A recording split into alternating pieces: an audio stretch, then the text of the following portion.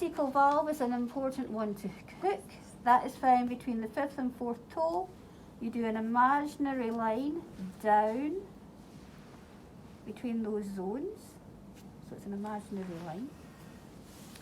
You then come from the cuboid notch and you make an imaginary line coming across, and where X marks the spot, that is where your ileocecal valve is. Quite often in a lot of people, it can be where they have the pale part of their instep to the pinky bit, but you always measure it out. Left hand only, you take your thumb tip and you press in.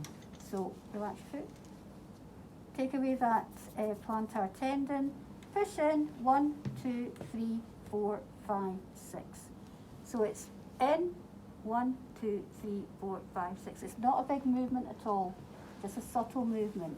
It's not gouge, gouge, gouge, gouge. It's in, 1, 2, 3, 4, 5, 6. Sigmoid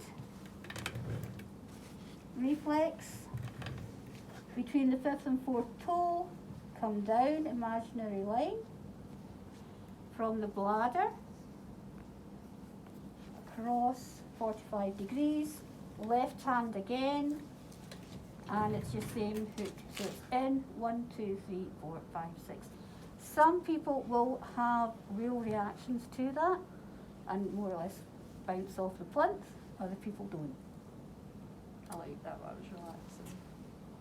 Pituitary, center of the whorl of the toe. Now, your pituitary and your pineal gland, you can have two center of the whorls. Classically for pituitary, it is in the midway point down the big toe, and then at the widest part, where X marks the spot, that's where your pituitary is. But most people's toes are slightly distorted, so the whorl is slightly off center. 4-bar gait behind, thumb,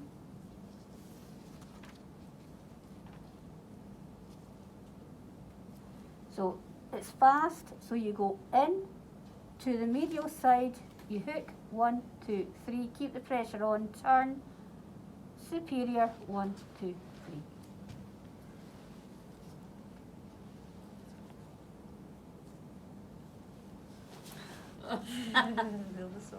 Yeah. Again, for some people, it can be exciting. Some people like their pineal gland hooked as well.